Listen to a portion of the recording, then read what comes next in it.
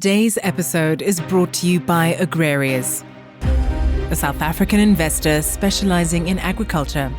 Agrarius founders originate from the farming community and have experienced how financial markets don't understand agricultural sector needs. They have thus fundraised from JSE investors to make money work for everyone. Agrarius offers a wide range of solutions, be it working capital, new equipment, new plantings and farm purchases. Whenever there is business potential, there is a way to make it happen. Agrarius, fair funding for agriculture. For more information about funding options, visit agrarius.co.za, a product of 274 Investment Managers.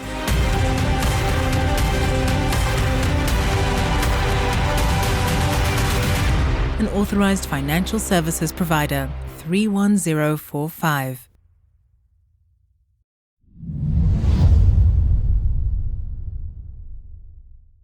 Good morning, Kobus. It's really nice to have Kobus Pienaar here with us. He is the technical manager for Regenerative Agriculture at Woolworths. That's quite a big job. Morning, and tell us more. Good morning. Yeah, thank you for having me. Yeah, it's been a while.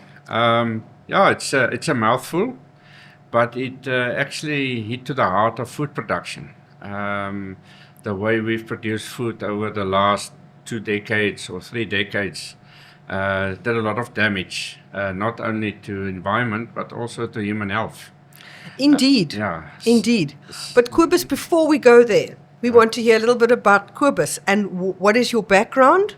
How did you get involved in the agricultural sector and the journey to where you are today?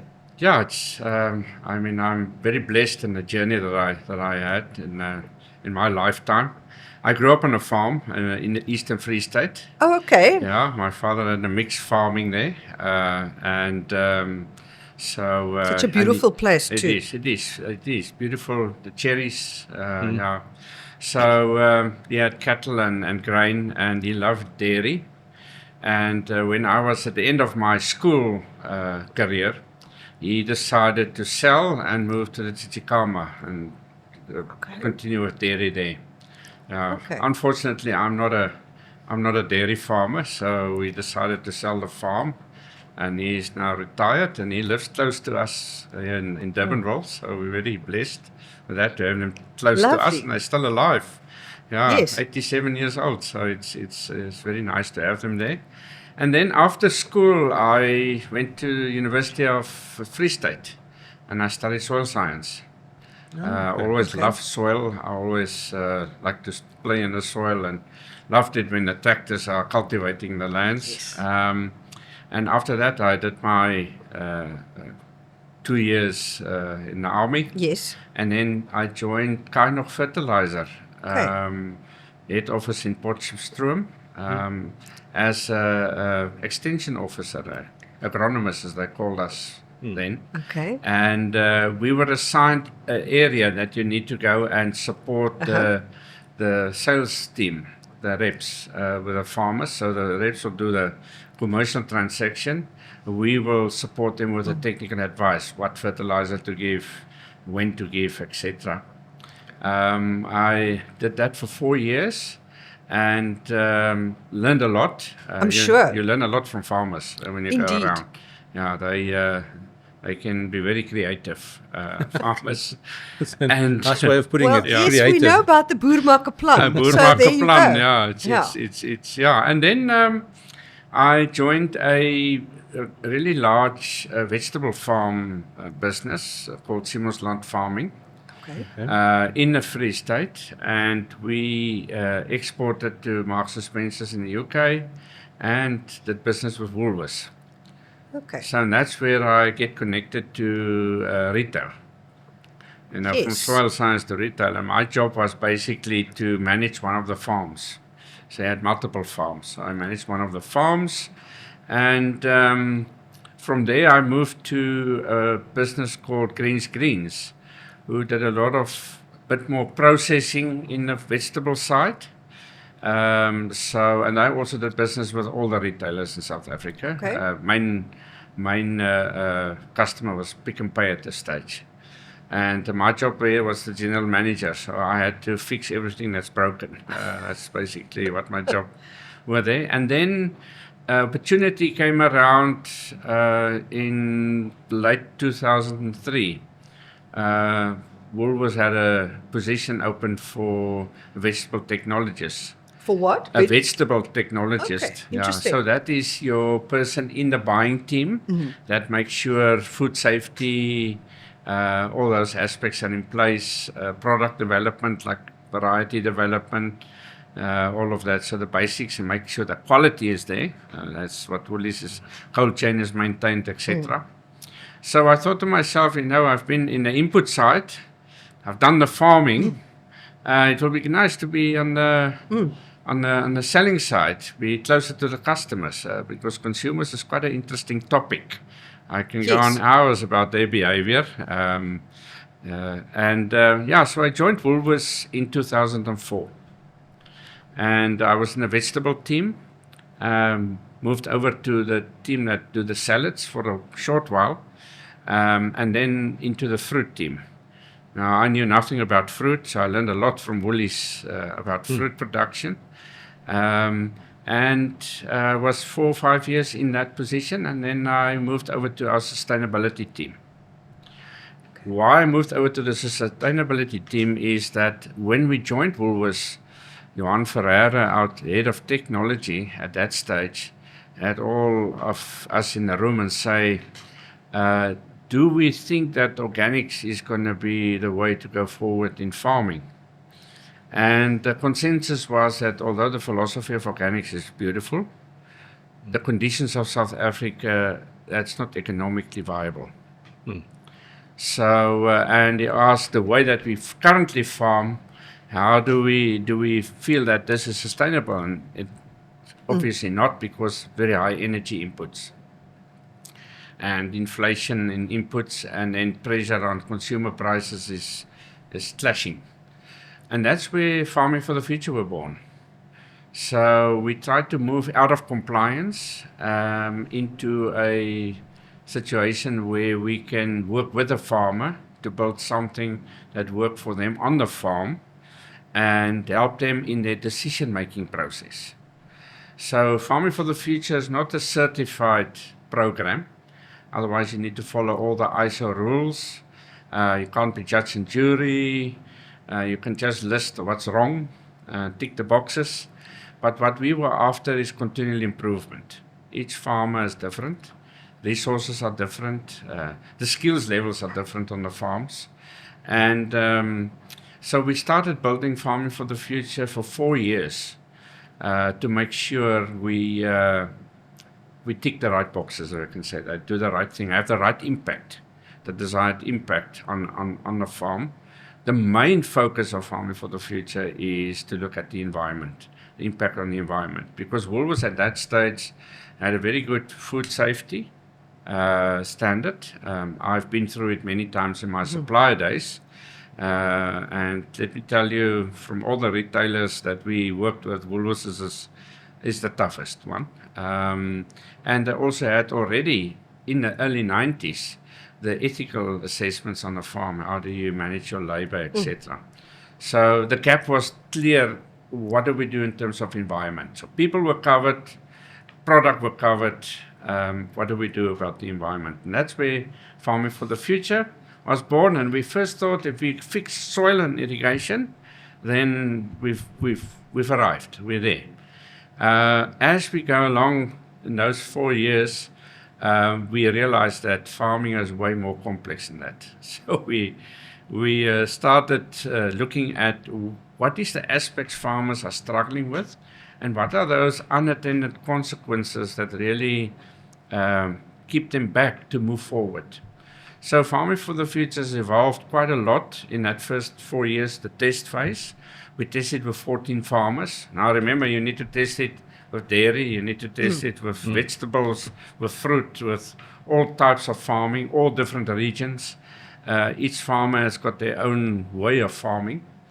So with the help of a group of scientists called EnviroScientific, we built the Farming for the Future with the farmers. We visit them quite often in that in those years. That was my job. In the meantime, I still need to do my technology work in the vegetable team. And as the time go by, we saw a pattern emerging in terms of farming. And the big thing is that we saw is that the interpretation of scientific data and using it to make a decision is the challenge that most farmers got. We did have farmers on the trial period who had their own scientists. So they were fine. We can just do a bit of tweaking there. But most farmers don't have access to that. They usually talk to the people that sell the product to them. Yes. Now, I don't want to go in this debate, it might be controversial, but you do have, and I was in that space, so I understand it. You've been there. You look at the commission before you make a decision. It's in the back of your mind. So, and we did find that some of the input suppliers make recommendations purely on commission, which was totally wrong for the soil and the crop at that stage. But we also find that guys that do a great job. Yeah. Although they earn commission from what they sell, they do a great job. So those guys we pulled into this conversation because they really tried to do the right thing. They understand the farmer needs to be next year and the year after. It's not a 1 year thing. Yeah, and so now what do we need to measure? And how do we get out of a situation which farming method is the best? Is this better or that? We decided that we're going to only work with science. You look at the soil analysis, look at the water analysis, look at the climate data, look at the geology of the soil, where the soil come from, very important in farming. That's one thing we brought to the table to most farmers, to understand where your soil came from, because it's like me. I come from the Free State. I've got certain things that I do because we do it like that in the Free State. It doesn't necessarily happen here in the Western Cape. Get that? Yeah, it's entrenched. And we also brought the whole legal thing around environmental agriculture, legal aspects to the farmers. You know, legal aspects of the law is like those guidelines when you buy a video machine or a camera to read. Nobody understands it. You don't read it. Yeah. You start just pushing knobs. Instruction manual. Yeah, the instruction manual is so we brought that to the table because we have in South Africa most of the fantastic legislation around agriculture and environmental protection. We just don't understand it. So, and it can be a stick or it can be a carrot. It just depends on how you see it. So we brought that. The whole carbon footprint thing we brought to the table. You know, a lot of farmers aspire to sell carbon credits, do good, but there's a whole lot of rules around it. And some consultants charge farmers astronomical amounts to do the job for them. And then waste management. You know, if you look at waste management, I'm not even talking about your waste when you use pesticides and what is those empty canisters with that going to. I'm talking about waste in your product, because waste in the pack house tells you what went wrong upstream. And not many guys understand that game, and over time they understand, but just by monitoring your waste, you can see where you went wrong in your farming practices or packing practices. It also tells us at Woolworths that our programs, we need to make it more flexible to suit the peaks and lows of production on a farm. You don't get a linear production in farming. It's up and down, good weeks, bad weeks, hot weeks, cold weeks. So, so we also learned to pull in our commercial colleagues, the buyers in Woolworths, into the conversation. Otherwise, Farming for the Future won't be able to do the job. Yeah, and then biodiversity, very important in certain areas. If you have a hydroponic farm in the middle of Midrand, biodiversity is not going to be a big factor, apart from water. But if you farm in a Sandveld or here in Stellenbosch, it's a big factor because it's a threatened biome, so we need to look after it.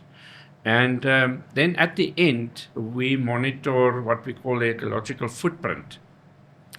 That is what I showed on the day there at Sati, is that over time, how did your score in farming for the future improve? And how did your yield and quality improve? So, and if that doesn't match, we know that either in our recommendations we make a mistake, or the farmer need to adopt new technologies or new practices on the farm. So it shows a finger to us and to the farmer to see if we're in the right space. Yeah, so we cover the soil, we cover the water, we cover biodiversity, carbon, the law, the waste, and very important, the wastewater side, specifically with our wine guys, on wastewater management. You know, the legislation on wastewater management comes from the mining industry.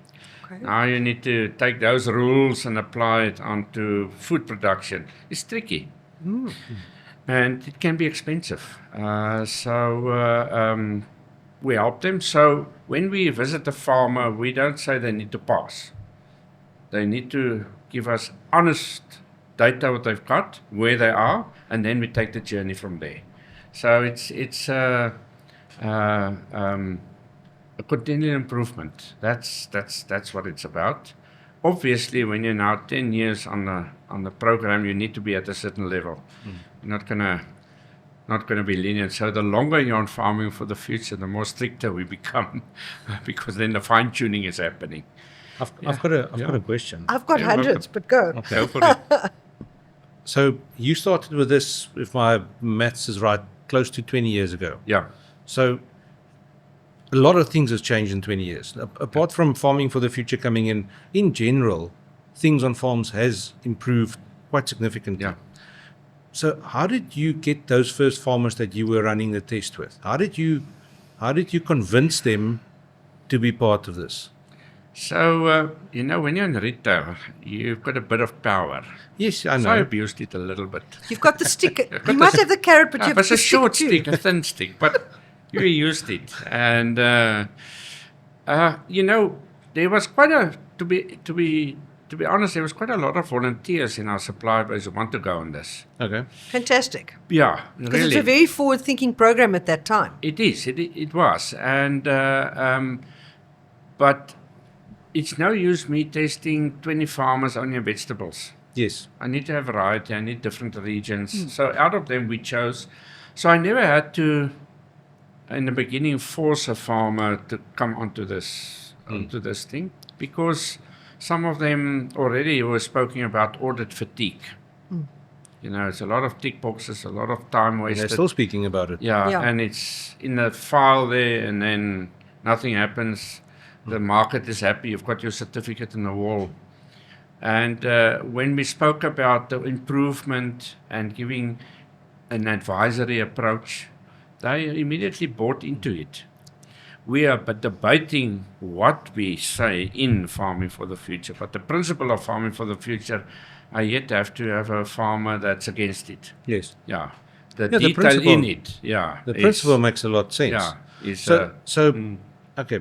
Okay. You got a question? Because I've got. I just want to say, we sat down and we asked you one question, and you spoke so passionately about it.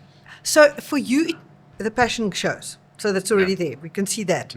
And for you to have been involved in all the different parts of the agricultural sector that you have, what you bring to the table where you are, where you've been for more than 20 years, is phenomenal. And to have been part of this from when it was born and how it's developing to today, it's incredible that you have been part of that this whole time. I can see where the passion comes from. Yeah, I mean, it's. I'm nearing my retirement day, but I hope Woolies is going to give me another 20 years. So I'm just to see the difference it makes on farms. Remember, farmers are bombarded from all sides. Yes. It's not fun to be a farmer sometimes in South Africa. They've got no support. Look at what's happening with the foot and mouth at the moment. It's a disaster. So farmers are challenged. And let me tell you, if you put any farmer from any other country in the first world into a South African farmer's situation. You They swap will them not- around, like they, hol- they will not last a week. holiday swap. Yeah, they will not last a week. So- We should so maybe you do say- that. So you're saying our farmers are particularly resilient? They are. Boer maak 'n plan, eh? Yeah. Yeah. Let- So- yeah. So, from what you've said so far, is that everything you guys are doing is for the farmers. Do the Woolies customer understand the process? Because why I'm asking this is that you would, people say, no, but Woolies is expensive. Woolies is this, Woolies is that. And then, but what we have certainly found is that the people on the street don't understand where the food is coming from. How has this campaign worked to let them better understand? Yeah, we at Woolworths, my opinion, do a lot, and we speak very little about it. Our competition do very little and speak a lot about it. Okay. Their marketing campaigns, they put way more money in marketing than we do. But at the end, what makes a consumer walking into a Woolworths and buy food at Woolies? It is because they know we are doing the right thing behind the product. They don't want to know the detail. They don't want to know the detail of farming for the future. When you spoke to consumers, they expect from you to look at the soil, to look at water use efficiency, to look at the biodiversity. That's their expectation. Unfortunately, in the world at the moment in food is if you take shortcuts in production and you do an injustice to the environment, you can put it cheaper on the shelf. But over time, it creeps up with you, and it catches you. So farming for the future, because we do it for the South African food industry, a lot of farmers that is on farming for the future also do products for our competition. We don't mind. That's our contribution, and we pay for it. So that's our contribution to South Africa's food system. Okay. And we are involved in Agri-SA's workshops. We're involved at our biological organization. We've got members on the board there. We've got members on the board in responsible production for palm oil, for responsible production of soybeans that goes into food, deforestation efforts. It's not even in South Africa. But that is Woolworths' values, that we contribute to the greater good. And it is a cost. You know, my time sitting on the RTRS board is taking time. Woolworths don't get rewarded for that or paid for it. But at the end of the day, you make a lot of smallholder farmers in other areas in producing soy, you make their world more easier for them, make it easier for them. So it is at the end of the day, in the Woolworths values is what gives us license to trade where we are. Okay. You can't just take money and make profit from stores. You need to give back. And that's Woolworths' way of giving back. And that's why in my time dealing as a supplier with many retailers, if there's now 2 retailers that I can lift out that really give back, it is Woolworths and Marks & Spencer. And that's why the two of us, Woolworths and Marks & Spencer, got such a close relationship. I mean, many a times when their team is here, we visit farmers together and other ways. And whenever you're there and you don't visit them, they see it as an insult. So, and it's about values that align. And that's what it's about. So coming back to the consumer is that we need to do a better job in informing them. If you purchase meat with a lot of hormones and antibiotics in it, yes, it's cheaper, but save that money for your medical aid later. It catches up with you. If you don't look at your nutrition, if you don't take out all these colorants and stuff that we add to food, it's not good for you, for your health. And I don't know what the number is. I've heard it at one stage. But it's billions of what poor health is costing us as a country, costing you and me as a taxpayer. So where are all the people in the food chain contributing to a healthier South Africa? Yes, lifestyle, you need to exercise a bit. That comes in with it. But food that we eat is not always good in South Africa. So so we need to inform the consumer. So what's in it for them? We don't really at Woolworths speak that language very clearly. You know, Farming for the Future also addresses the whole adaptation and mitigation and climate change. If we're not going to stop, That's the picture you see on the outset. If you walk into Woolies and there's a, that's the picture you're getting. because land use has got such a big impact on climate. And still, I'm sorry, I'm digressing problem. slightly. Is that if you speak to people, the farmers say that they're producing food for people who think they're trying to kill them with pesticides and herbicides and all these things.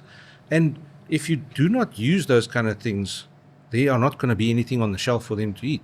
Oh, you're touching a topic now. Yeah, let's go. Which is so we will not be able to produce food to feed everyone without pesticides and chemical fertilizers. Bank it. Doesn't matter what the organic movement is saying. If you look at the population that's exploding in Southern Africa and the pressure we have from climate change and the price on foods, we will not be able to do it without those synthetic inputs. But the big but is we need to use it in a responsible way and in a scientific way. Yes. You know, one of my big debates with farmers is that the input suppliers, and I was one of them, so don't, I was also, but I got converted, so, is that they love to have a program for the next 6 months. Yeah. So you need to be, how do you call it, very sure of yourself to see exactly what's going to happen in 4 months or 5 months' time. What we're trying to do in Farming for the Future, let's monitor and make a decision and understand what was the impact of our inputs that we've applied and adapt as it go on. Yes, there's a base that you need to start off from. Scientists did a lot of work on baseline work and norms. Start off with that. But each farm is so different, and see how you go through the grow season. Don't have a program every Monday the sprayers start and it sprays pesticides. That is wrong. Yes. That's wrong. If you really understand integrated pest management, you will know that the last resort is synthetic inputs. Exactly. That's the last resort. And when you have a big crisis, like when the locusts come over a farm with cattle, you can't just sit and look at them. You need to take some action. You need to spray them because there's a dire situation at the moment. So, that is so important that we protect the softer actives in the pesticide world that we can use responsibly. Otherwise, we're going to have resistance. I wish I can name them. I can give you a long list of actives that's registered in South Africa. And because of us overusing them, the pest that we want to get rid of, but resistance against it. So farmers are spending millions in this country. And maybe it would be very good if you can get somebody from Sabo, like Debbie, she's the CEO. We have spoken to her. We have spoken to her. Because, you know, if you do not use this responsibly, you're going to have all the pests are going to have resistance, and then what are you going to do? Yep. The Roundup It's like antibiotics, human antibiotics. Absolutely. If you overdo it, then it doesn't work Routine anymore, and use. things become resistant. Yeah. So it's like you've got these big guns, but don't use them at the starter. Yeah. Try everything else, and only pull them out if you really need them. Yeah, no, definitely. I mean, a person that do not have a healthy lifestyle and do not look after themselves and grab the first bottle of antibiotics when they feel a bit fluish, they're killing themselves. But they just don't know it. Now, coming back to the consumer, we need to talk to consumers that they understand that their behavior fuels the behavior in the production chain. Okay. Meaning? So if they're always going to chase cheap products, Okay. they might introduce routine antibiotics into their body. all the time.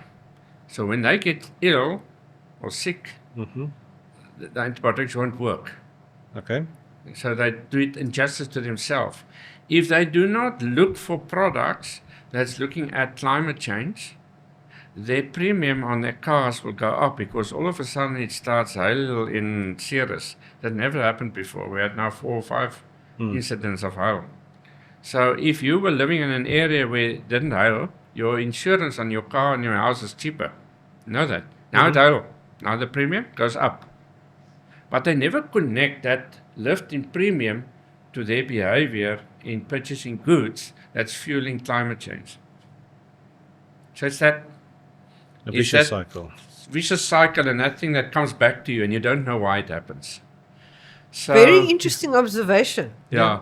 Yeah. So they don't connect. So if I have to change the school system and university system, is that children need to be coached and learn about systems thinking. We learn children at the moment in a linear thinking process. A boxy. Short-term memory, linear thinking. Teach them about systems. And you know what? Very late in my life, I was 50 years old. I did that Sustainable Development postgraduate degree at Stellenbosch University. And for the first time, I put the dots together, how the one influenced the other, and how a certain behavior actually come back to you, and it can be positive for you as a person or negative. So systems thinking is very important in this whole thing. And if you get back to the customer that understand their behavior, can fuel climate change, can fuel resistance in pesticides, can fuel overuse in pesticides. So, and that's why the old debate of economics of scale is becoming a bigger and bigger issue. Why? Because you need to produce more area, because your profit margin is going smaller. Why is it going smaller?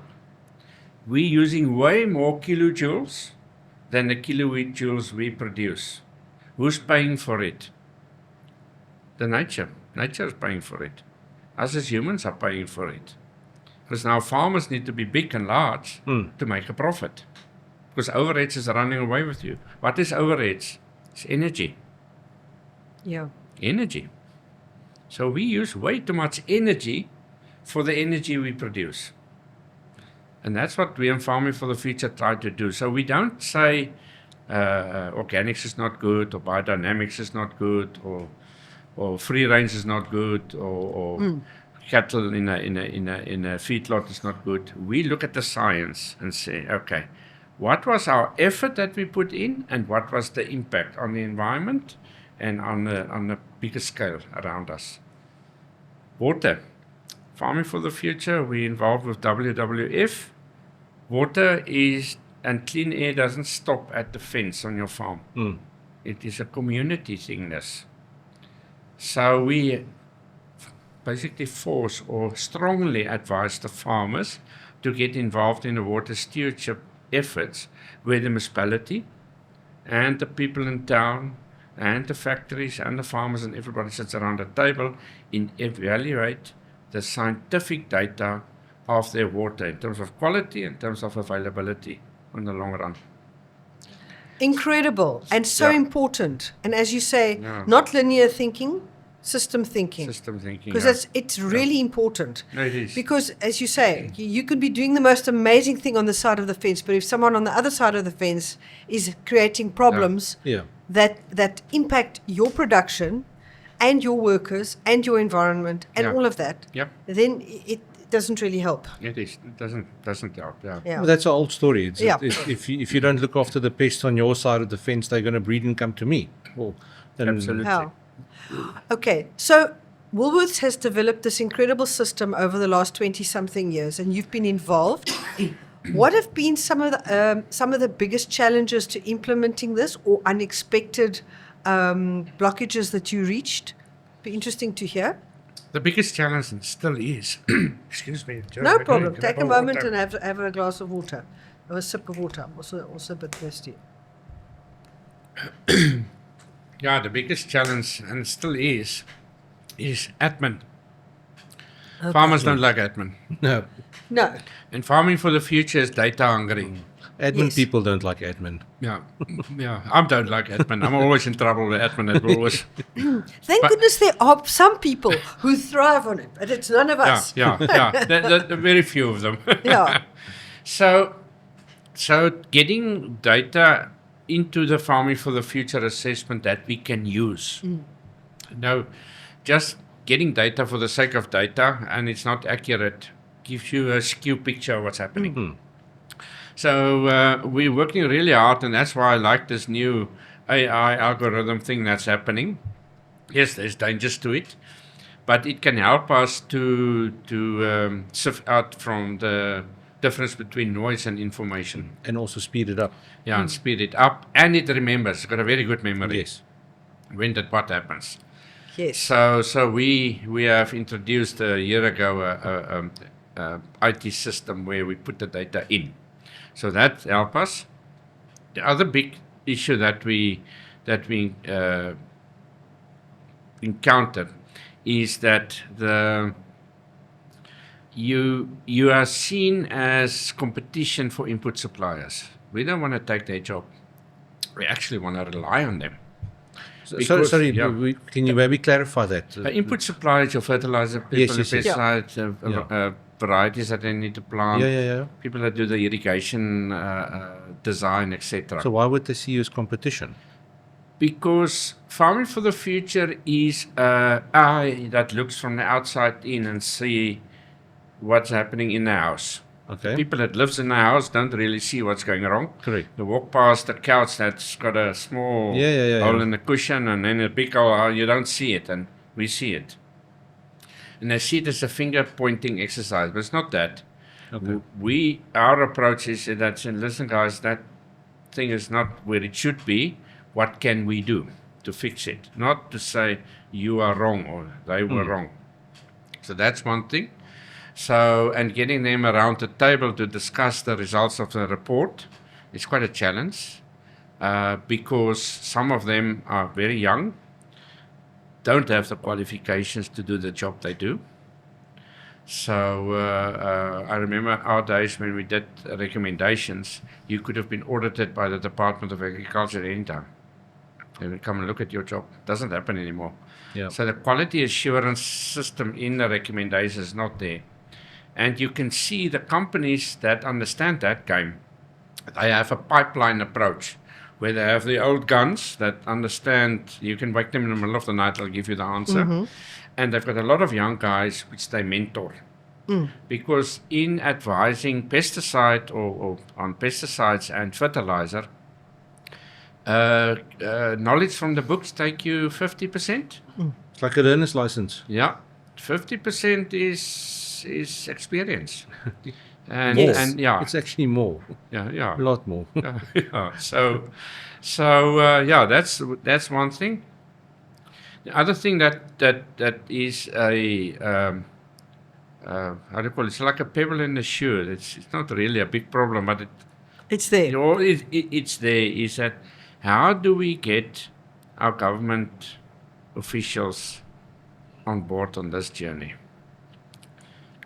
Western Cape guys has been fantastic. Mhm.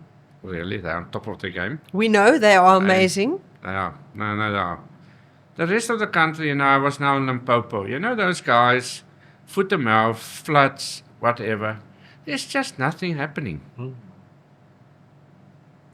Today in the Western Cape, there's 4 meetings around foot to mouth, and plans going to be implemented and it's going to be done. So It's really the Wild West up there. Yeah. I'm fortunate enough that I've also travelled there quite extensively, and I was there just now. It is every man for himself up there. Yeah, and that's Unfortunately. bad. And that is a hurdle or slow us down in the farming for the future journey. Because there is some aspects that we need to address on a national scale. Yes. You can't just do Yes. it on a farm scale. National scale needs to be sorted. So that's one thing that is bothering us. And then the fourth one, and I'm now talking directly to the banks. the way the finance systems in banks is structured is not for farming. They call themselves agriculture divisions and whatever. But we should learn from overseas financial institutions where they finance farmers. Take an apple farmer. From buying the plant material until harvesting is anything from 8 to 12 years, depending on before you get your return. They are still paying the interest during those 8 to 12 years. It's so by the time the apple is harvested, who's paying for that? The consumer. Okay. Who's the consumer? It's the bank's clients. And the So bank they employs can't themselves. service their own loans at the bank. So the bank don't understand, by not having a proper product for a farmer, apple farmer, their consumers pay too much for apples and can't service their loans at the bank. So you see the system's thinking. It's not there. It's just not there. So those are the 4 things that is really... Are there countries where that system is there? Yeah, there's countries are. You see, we had the land bank. But we all know what happened in the land bank, so I don't want to go into that detail. That was tailor-made for agriculture. Yes. And they had some good products. Yes. I remember my dad had a loan from the land bank for a new dairy parlour. And it suits him. He only had to start paying when that parlour was in production. The land bank served an incredibly valuable Yeah. system for a very long time. Yeah. I can't comment on what's going on there now, but it was a very invaluable asset for the agricultural sector. But what you were saying made me think, because, you're talking about, you used the apple as an example, and the farmer, and the fact that he's got a very long return on investment horizon. And then you think that our South African apples that are produced here, and now we're not talking about Woolworths, but that are exported to Europe, compete with apples produced in Europe, which are subsidized by the government. And so our stuff has to go without any help from government onto a ship across the equator to the Northern Hemisphere and competes, different season, but sometimes the same season, with apples produced right there with government subsidies. So you look at this and you think, isn't that incredible how resilient our farmers are, that they manage to do it anyway? But, some help would be nice. Some help would be nice. I talked about the energy input versus energy that you produce. If you look at the footprint of our apples in the Woolworths, which we measure, on water and carbon, we're way below some of the first world countries. So our farmers are really doing a great job because they know they have to, otherwise they're not going to survive. Yeah. So subsidies is a good thing, but it can also be a bad thing. It gets you into a Comfort zone. and I don't have to do much and I'll get my money type of thing. What we would like to see is that farmers that is producing a lot, exporting a lot, get a lot of foreign currency into South Africa and employ a lot of people, that in their tax side they get a bit of a rebate. But that rebate needs to go back into either uplifting people, training your staff, infrastructure improvement or whatever. But that doesn't happen. It's already, if you want to call it, it's already there, because you can fix your workers' houses and it's a tax deductible thing, but it's not specified. Yeah. It's not specified anything. Yeah, it's not specified. The UK has got a very nice system for corporates where they can deduct from tax if you train and upskill your personnel. But not like us, 1 or 2 or 3%, I don't know what it is, but very little. It's substantial. The upskilling. Yes. Yeah. So they can look at that and just understand that although they've taken away all the indirect aspects of GDP from farming, like manufacturing is now not part of farming. So, but in farming, if you can calculate how much manufacturing is happening for farms, it's a lot. Yeah. But that's not part of the GDP calculation anymore. So a lot, and transport. So it's not part of, it's it's outside. So farming GDP is regarded as being very low. In But South the- Africa. Yeah, but the indirect input is quite a lot. Now, government in the budget speech, they allocate money according to contribution to GDP. So, Yeah. so farmers getting even less. So, and then also food production is the backbone of every nation. You know, us as humans, we struggle to learn from history. If you look at the Persian Empire, the Mayans, all those, you know, the Persian Empire GDP would have been bigger than the top 8 in the world today in those days. They're massive. But why did they not make it? History say infighting. Okay? Why was there infighting? There was no food. Okay. So if you do not have a sustainable food source, you are directly going in the way of social unrest. Wasn't that also the case with the French Revolution? Yeah? Yes. Same. But you know, you actually come into a point which I so often say to people. Imagine you're now the consumer today and you're going grocery shopping and you walk into a supermarket and you take your little trolley and you're thinking about your shopping list and you've got to buy this for your family and your mind is on other things. Yeah. But you've got your little trolley and you're pushing it down the aisle and you put your hand out to go and take whatever produce you buy every week. Let's call it a tomato. Yeah. But it's not there. It's not there. And it's not going to be there tomorrow Yeah. either. And you can't find any of the other shops. What then? And the consumer doesn't think about the journey of that little product to there and how important it is to be there because they're so used to having it. Yeah.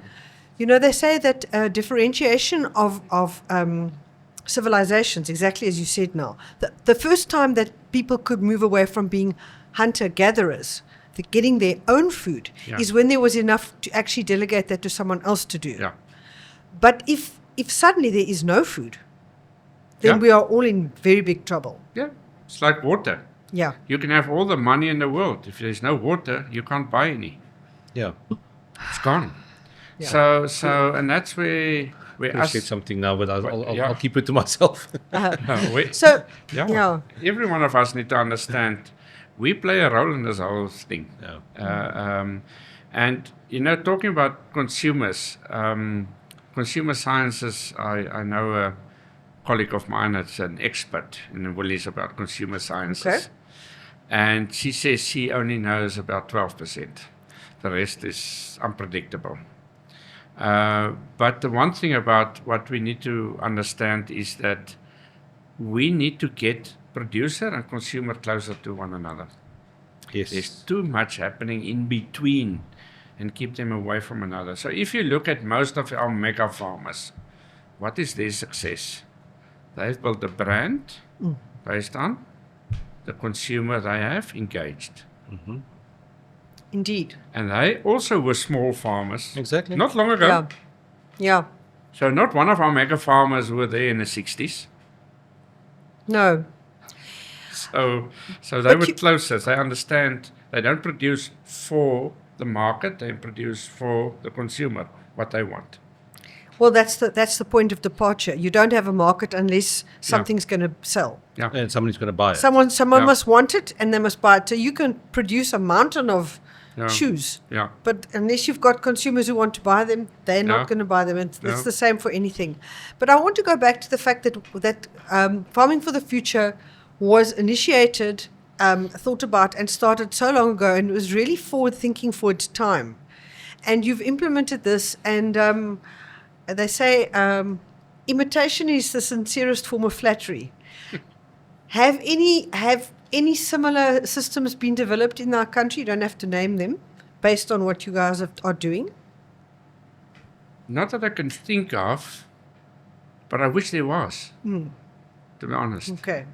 The more So- we can get the principle across to So you're the reasonably production. unique then from a supermarket point of view. Yeah, yeah. And the good with this is that you guys can set the standard. The bad thing with this is you've got nothing to compare yourself against. Yeah, we only found out the mistake too late. Yes. Because if you're pioneering stuff, you make a lot of mistakes. I mean, It is how it is. yeah, the guy that developed the bulb. I mean, how many Yeah. efforts that he had? I can't remember, but thousands. And that's where we are. But luckily, because we work with the farmers, so it's not a compliance approach. The feedback from them is invaluable. When a farmer phones me and he's furious about what we said in the report, I love it because you've read the report. Yes. Yes. Yeah. And this is true. And it's you a know point what? of engagement, and you Yeah. can work it out together. Yeah, and more than 4 out of 5 times they were right and we were wrong. But then you adapt. You adapt, and that's how you learn. That's how you build the system. And also the backing of the scientists that's doing the assessments. They're really good in this, in each one in their field. Yeah. So, Kobus, you've been there since the start, and you're talking about retirement. Have you got some understudies that are there that will take your place when you leave? Yeah, Woolworths is working on pipeline people to replace. That's why Woolworths can continue since they started with food in the early 80s. That there's replacement because it's not. We have a whole group of people. I fell under the specialist roles. So we've got specialists in consumer science, we've got specialists in processing, we've got specialists in animal welfare, we've got, that. So, and we'll always understand those roles are critical because that is the base where we work from. Yes. To make sure we have got availability at the right quality and with a fair price on it. You can't just load the price, to be honest. Yeah. So they understand the value of it, and we do have plans for my replacement one day. So yeah, so It's exciting important, stuff. Very because important. sometimes people run a path, and then they get to the end of it, and it's like there's no one coming along in their behind them. Yeah. So it's good to know. Yeah, I've got another question about consumers. Because in the end, everything we do, if we do work for your company, you're one of our consumers, and vice versa with everything. So, and I see these things on Facebook, and every time I've got to bite my tongue not to comment on any of these, people will say, yeah, the best stuff is going out of the country again to other places. It's being exported, and we only get to put it the words they use, we only get the crap on our shelves. But that's not the case. And it's not just the Woolies, it's a general thing. With an apple on the shelf came from exactly the same tree. It was farmed exactly the same way as that one that's going to the UK or wherever. It might just have a little mark on it. Yeah. And I think that's still a misunderstanding that most of South Africans has, that we're not getting good quality on our shelves. Yeah, no, I definitely agree. But there is incidences or times in a year where, let's say, avocados is a shortage. We won't get the volume. So we will be short. Yes. So that happens, but put yourself in a farmer's shoe. Do you want R1 forever or $1? Of course. Yeah. So it's one of those. And then also we're willing to pay for a German car because we regard it as quality. And then you can't drive I'm happy to pay $1 million more for that than for the Corolla. But I don't want to pay more for a better Apple. Yeah. And then you can't drive that German car on a gravel road. Yeah. It's one of those interesting behaviors. But it's a first right of refusal thing, because the European and Asian markets, when there's a shortage in a certain size or quality, they will get preference. So that's maybe where the perception of the consumer comes from. But it's not all the time. It's maybe two-thirds of the year we get the same quality. Exactly. So it happens. Yeah. It happens. Yeah. Even the let's say the orange you buy from the walker on the street, he bought it at a pack house, and it's just class 2 or class 3. Yeah. It's farmed exactly the same as the export stuff. But remember, your consumer in your first world countries, all the retailers that sell food there is at a certain level in terms of food safety, nutrition, quality, whatever. More or less in a band. In South Africa, you've got everything. Everything goes. Everything goes.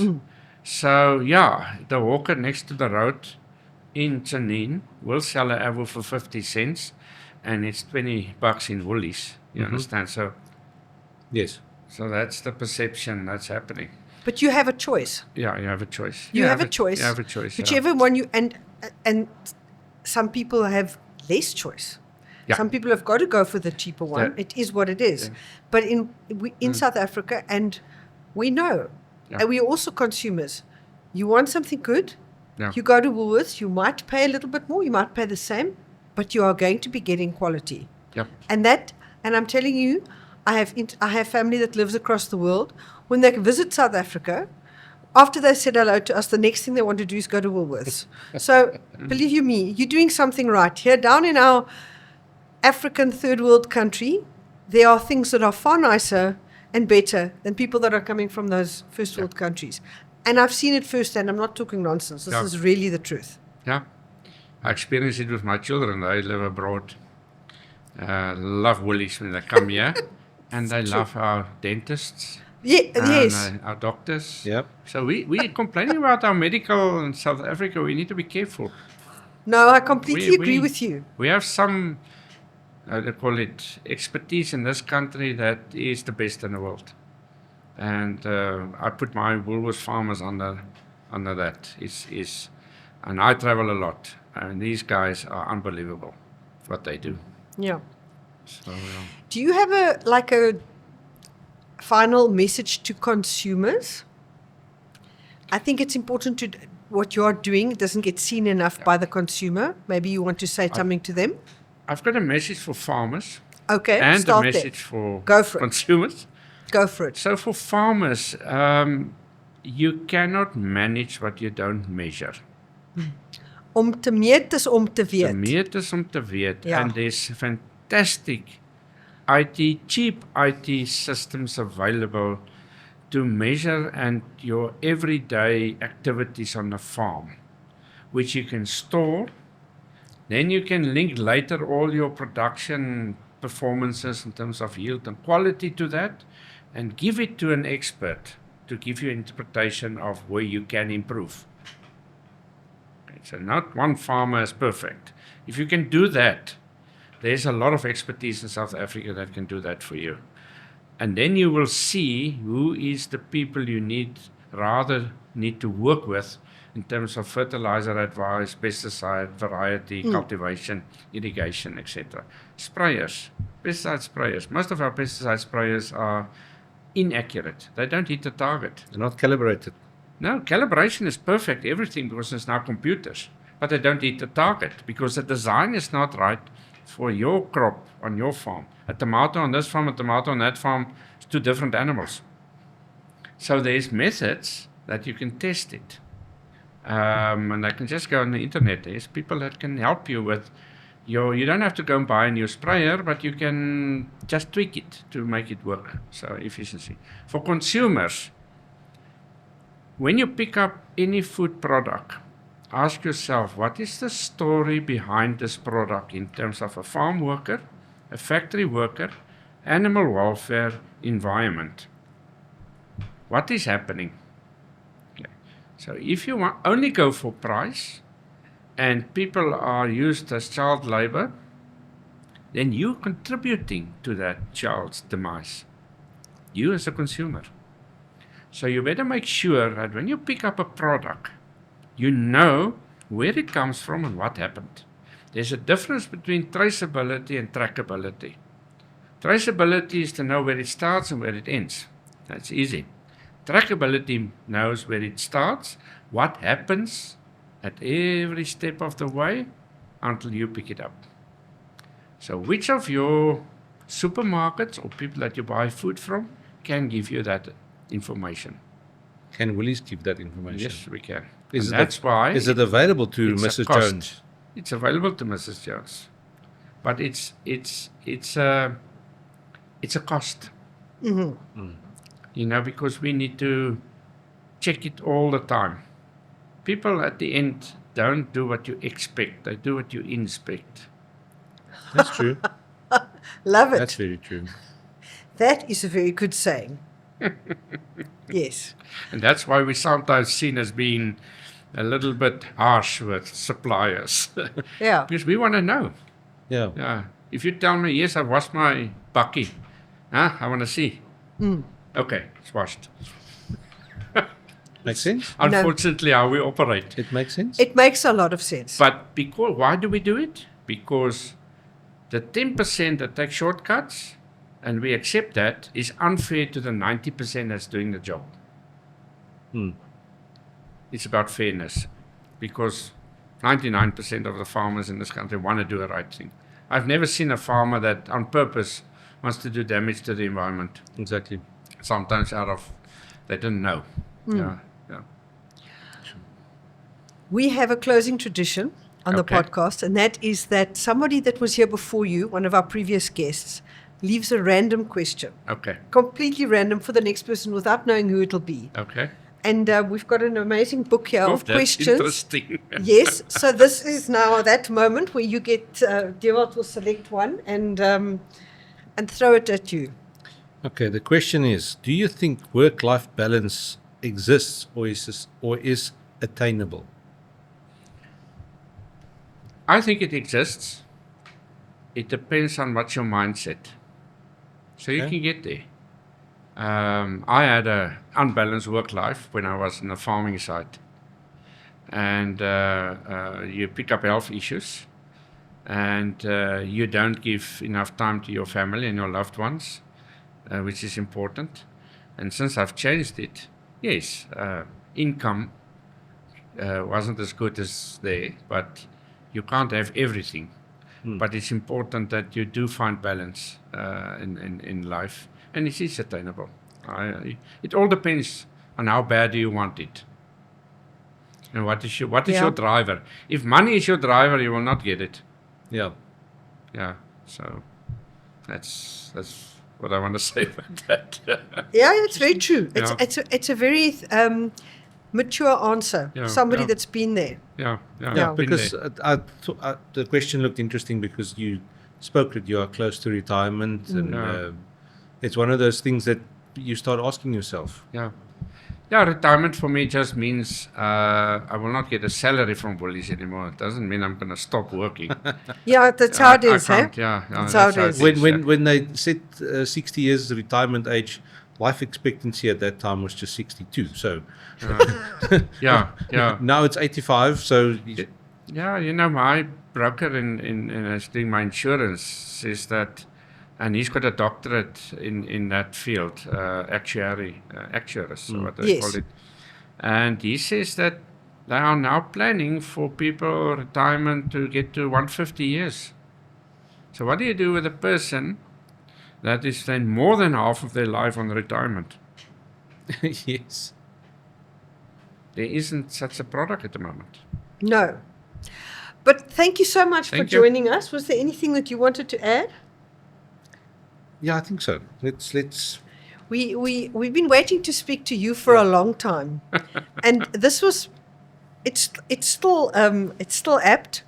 It was maybe a little bit more apt previously, Yeah.